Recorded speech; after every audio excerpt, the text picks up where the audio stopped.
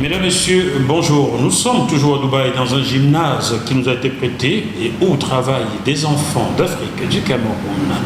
Comme on le sait, le temple du football, c'est le Brésil ou l'Europe. Le temple du judo, c'est le Japon et parfois la France avec Teddy Riner. Le temple de la boxe, c'est le pays de Mike Tyson, de Mohamed Ali, d'Evander Holyfield, et j'en passe.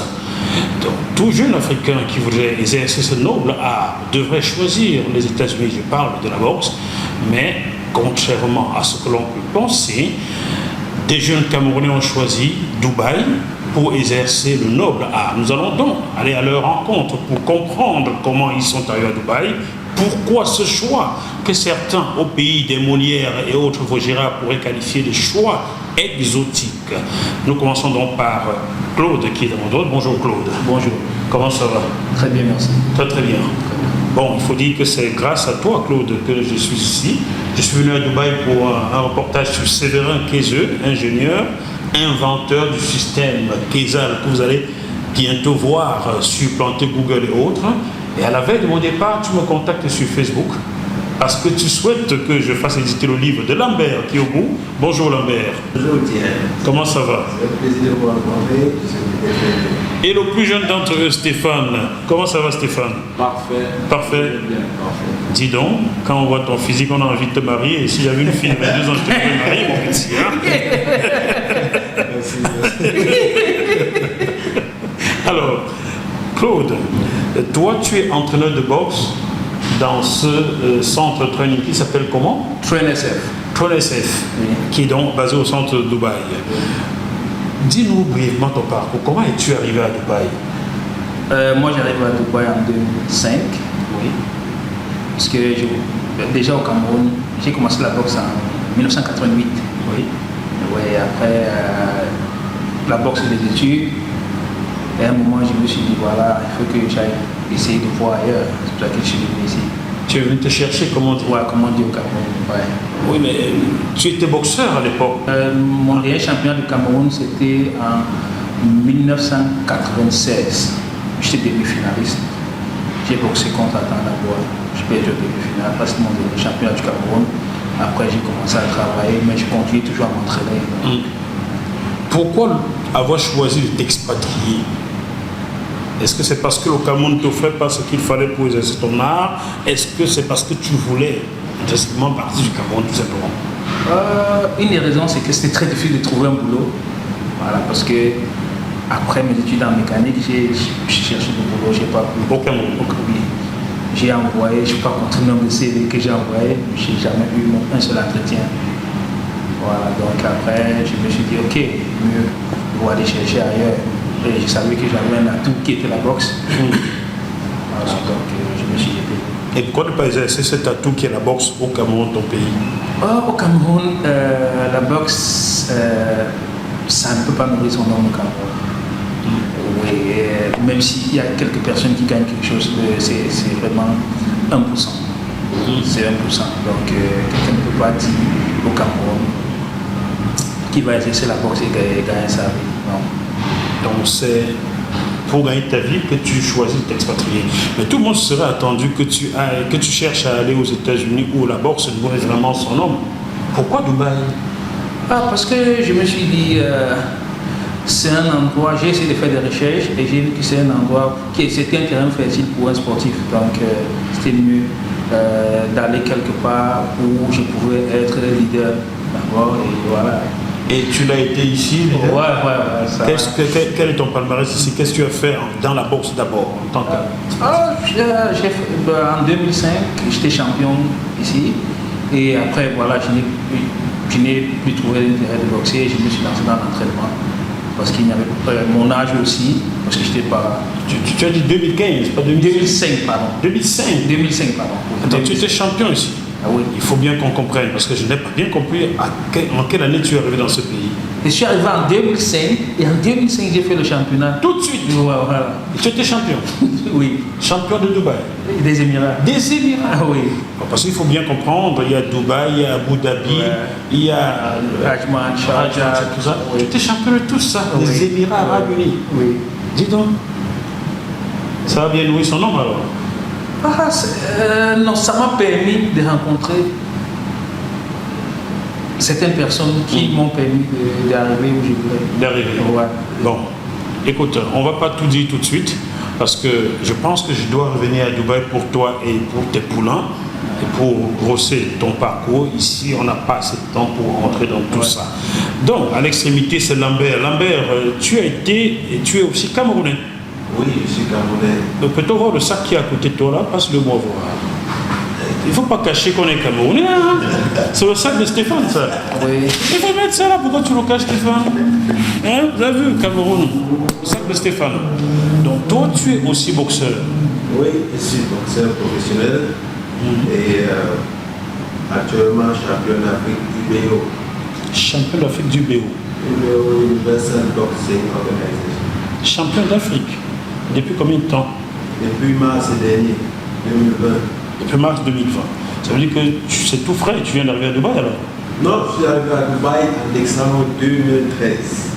Décembre 2013. Oui. Et j'ai eu l'opportunité, la belle chance de rencontrer Claude, qui était déjà dans le système Dubaï. Et puis, il m'a donné, avec ses contacts, j'ai eu mon premier combat professionnel en 2014. Un mois après, nous sommes là en novembre, septembre, octobre. Un mois après, en novembre, j'ai pris mon deuxième combat. Bon. Et puis, par chance aussi, je l'ai dit, dans les entraînements à la salle, il y a des gars qui me disaient que j'ai un bon physique. Donc, entre-temps, il n'y a pas eu de compétition. J'ai laissé la boxe. Donc, 3 ans et demi, je faisais le fitness model. J'ai gagné pas mal de médailles là-bas. Et puis en 2018, je suis revenu dans la boxe où j'ai fait mon retour en Autriche. Et jusqu'alors, j'ai été actif jusqu'à maintenant. Et c'est donc au Ghana, en mars, que je suis allé faire BO, compétition, où j'ai gagné, puis je suis revenu ici. We recorded around 3 TPO. And the winner is Lambert Fogo.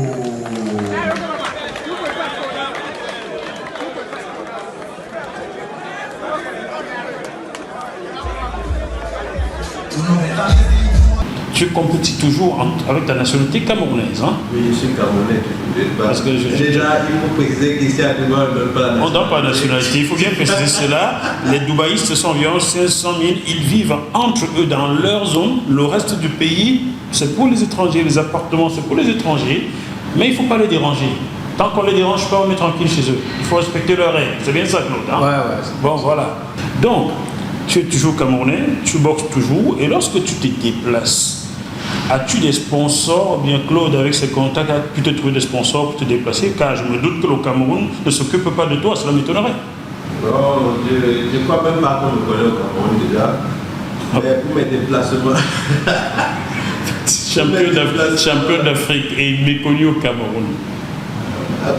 Le Cameroun, je veux peut-être ouvrir une petite parenthèse. Le Cameroun ne donne pas assez d'opportunités aux jeunes de s'exprimer. C'est malheureusement la vérité.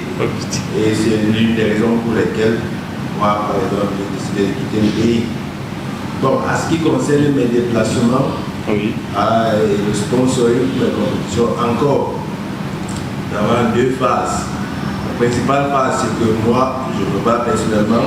Et aussi le grand support, c'est Claude encore avec ses contacts qui supportent aussi pour pouvoir finaliser certaines phases dans l'affaire. Est-ce que tu connais Fernand qui est dans le MMA? On se connaît très bien. Très très bien. On se connaît très bien. Bah, tu as vu son émission sur JMTV+, il était dans le bœuf bourguignon, Fernand. Il faut que tu ailles regarder. On se connaît très bien. Tu sais, c'est lui qui a entraîné Francis Ngannou. On se connaît très Donc, bien. tu vois, voilà ton Francis Ngannou, visiblement. On se connaît très bien. Bon, Stéphane, il paraîtrait que tu es aussi champion d'Afrique dans quelle catégorie? Je sais pas. 75 kilos. Tu es champion d'Afrique dans la catégorie 75 kilos. L'année passée, 2019. En 2019. Au Cap-Vert. Au Cap-Vert. Tu étais encore au Cameroun en allant ce tournoi-là où tu étais? Non, j'étais ici à Dubaï et je suis rentré pour la compétition. Mon Dieu, ça veut dire que tu t'entraînes à Dubaï Et tu vas au Cap-Vert combattre pour ton pays, le Cameroun. Ça n'a pas été facile déjà, je tiens à le rappeler, de quitter Dubaï pour repartir au Cameroun. Parce que déjà, ici à Dubaï, je n'avais pas encore tout ce qu'il fallait pour rentrer. Donc j'ai pris un gros risque. C'est long, mais bon, on va briefer, on va faire un bref résumé. Oui. Déjà que moi je suis arrivé à Dubaï, je vais dire pas chance ou pas erreur. Donc, Comment ça? parce que pour ma part, déjà moi, j'ai eu, comme lui aussi, j'ai eu un bac, j'ai fait 4 ans d'université. J'ai essayé des concours, mais à 20, j'ai jamais eu aucun concours au Cameroun. Donc, j'ai essayé d'avoir un visa pour les États-Unis à 2 reprises, j'ai jamais eu. J'ai appliqué à une université à Oklahoma City, mais jamais eu mon visa. Donc, sans autre issue, ma mère m'a dit voilà, si tu peux pas avoir un visa à Dubaï, c'est facile d'avoir un visa. Donc, écoute, va à Dubaï, tu te cherches et puis c'est comme ça que je suis arrivé à Dubaï. En quelle année ça? Moi, je suis arrivé à Dubaï en 2018. Tu avais donc 20 ans. Oui, j'avais 20 ans. Donc, je suis arrivé à Dubaï, j'avais 20 ans et comme je dis, l'histoire est très longue. Donc, je suis arrivé à Dubaï, j'avais 20 ans. Et en arrivant à Dubaï, je venais chercher un travail. Et en venant, déjà, j'avais une idée dans ma tête qui était la boxe. Et je savais qu'il y avait un grand frère camerounais qui était à Dubaï, qui est Claude. Et j'avais juste son Facebook. Donc, la première chose quand j'arrive à Dubaï, c'est de l'écrire. Et quand j'écris à M. Claude, c'est pas évident, tu connais pas la personne et puis il a pris la peine avant de répondre et tout. Mais après, on a eu à se rencontrer et puis. Donc, c'est un bref résumé. Oh, vraiment. Tu as eu le bac à quel âge? 16 ans, je crois. Oh, tout de c'est pas possible. Chers téléspectateurs, pardonnez-moi d'être catastrophé. Un enfant qui a un bac à 16 ans et qui est laissé à lui-même dans un pays dont on dit que tout va bien. Waouh. J'ai envie de te présenter des excuses en fait. La souffrance fait partie du processus. Tu naquis dans quelle ville là? Yaoundé, quel quartier? École de police, la Tinga. Tinga. Encore un quartier difficile. Un enfant qui a un bac à 16 ans à Tinga, c'est un exploit. Ouais. C'est un exploit rarement vu au Cameroun. Lambert, toi tu es de quelle ville? J'ai fait Yaoundé, oui. Mais je suis originaire de l'Ouest Bafoussam. J'ai fait mes études à Yaoundé Soa. À l'université Yaoundé Soa? D'accord. Donc j'ai fait 4 ans, je me suis inscrit, après la licence, je me suis inscrit en master. Okay. Mais encore, les conditions au Cameroun ne sont pas évidentes. Donc il y a des fois, tu restes, tu te demandes à quoi bon fréquenter. Et pourtant, il n'y a pas d'issue. Tu vois les grands frères qui ont des doctorats, mais ils sont là, ils commandent de quoi manger le soir dans des doctorats et autres. Donc, j'ai voulu personnellement aller en Europe. Alors, c'était en Pologne, j'ai eu, comme on dit, les réseaux, on m'a proposé. Mais bon, je me suis fait frapper. Donc tu t'es fait escroquer.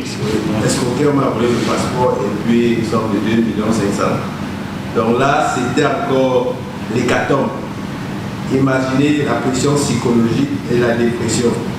Et puis, on va parler dans les détails. Dubaï, encore, c'était plus facile à obtenir le visa. Donc Dubaï, pour moi, était un transit. Je vais aller à Dubaï et puis de là, je pourrais voir si je peux aller continuer mes études. Mais bon, je suis arrivé ici à Dubaï. La vérité, c'est qu'ici, c'est comme un melting pot. Donc, 150 nationalités à Dubaï. Exactement. Vous rencontrez pas mal de personnes et vous apprenez plus vite et facilement. Donc je me suis dit, bon, ici, avec mes capacités sportives, je peux mettre mes capacités intellectuelles entre guillemets et voir si je peux, moi, j'avais des dettes à payer, puisque vous voyez, Il fallait au moins que je rembourse mes dettes, au moins balayer ce passé, et puis on verra ce qui va arriver dans le futur. As-tu fini de rembourser tes dettes? Oui, mes dettes sont finies. Ben, tu sais, on dit souvent que... Non, on dit que qui paye ses dettes s'enrichit, donc c'est sûr que tu t'es enrichi en tout temps. Donc je me frotte les mains déjà parce que c'est un homme riche, quoi. Claude, c'est toi qui encadres tes petits frères, peut-être tes enfants, je ne sais pas quel âge tu as, si tu veux le donner. 45.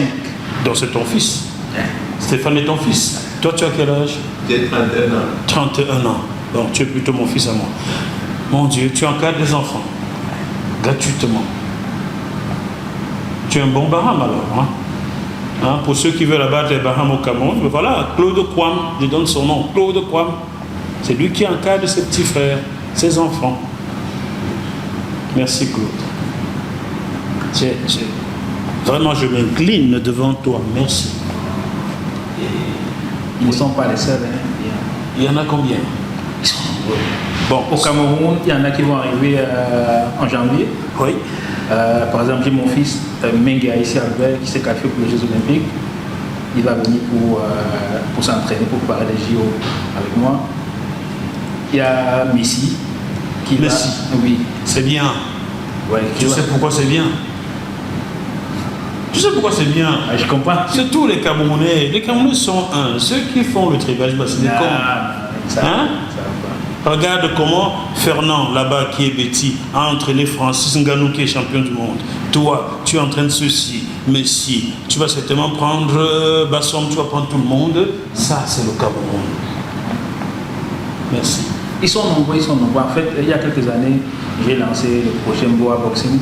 Ouais, donc, la première soirée, c'était en 2013, à la maison de parti à Bafoussam, où j'ai fait boxer des boxeurs camerounais, des boxeurs iraniens et des boxeurs sud-africains à la maison de parti. Et après, j'ai fait une autre soirée avec des boxeurs qui venaient ici. Régulièrement, chaque année, l'année passée, par exemple, j'ai organisé 7 événements au Cameroun. Donc, il n'y a que cette année à cause du corona. Mais constamment, j'essaye de promouvoir la boxe camerounaise, promouvoir les boxeurs camerounais. En dehors de, il y a Ndansi qui a boxé ici, il a boxé en Turquie, il y a Nembot Christian qui a boxé ici, qui a boxé au Gabon, qui a fait les qualifications des Jeux Olympiques. Salif, il a boxé au Ghana, en Namibie. Ismaël, il a boxé en Namibie. J'ai fait le truc, c'est quoi? Que les jeunes qui vivent au Cameroun, qui font de la boxe au Cameroun, puissent vivre au Cameroun et boxer à l'extérieur et revenir dépenser leur argent au Cameroun, parce que cet argent-là a plus de la valeur au Cameroun que s'il reste par exemple ici où il dépense. Donc il y a pas mal de jeunes, ils sont nombreux, les jeunes que je fais finalement voyager ou boxer à l'extérieur et grâce à mon association Boa, et ils reviennent au Cameroun. Bon, ce qu'on va faire, Claude, je le dis ici, je vais le garder au montage. Désormais, tout ce que tu fais venir ici, ou ce que tu organises comme compétition ici, ou ceux qui viennent s'entraîner, avec tes contacts, tu trouves un sponsoring à JMTV+, j'ai un billet d'avion et où dormir, je viens couvrir. Il faut montrer cela. Est-il normal qu'avec tout ce que tu as fait, avec tout ce que ces enfants ont fait, est-il normal qu'ils ne soient pas connus au Cameroun? Le problème, c'est qu'au Cameroun, on ne voit qu'un sport. Quand je regarde par exemple mon fiston Mengue, il s'est qualifié en 2016. Mengue, c'était lui qui balayait le sol quand on fait les qualifications des Jeux Olympiques. C'est lui qui classait les chaises qui parlent. Et les prochains JO, il s'est qualifié. Champion d'Afrique. Mais aucune promotion au niveau du pays. Personne ne veut en JMTV+, c'est pour vous maintenant.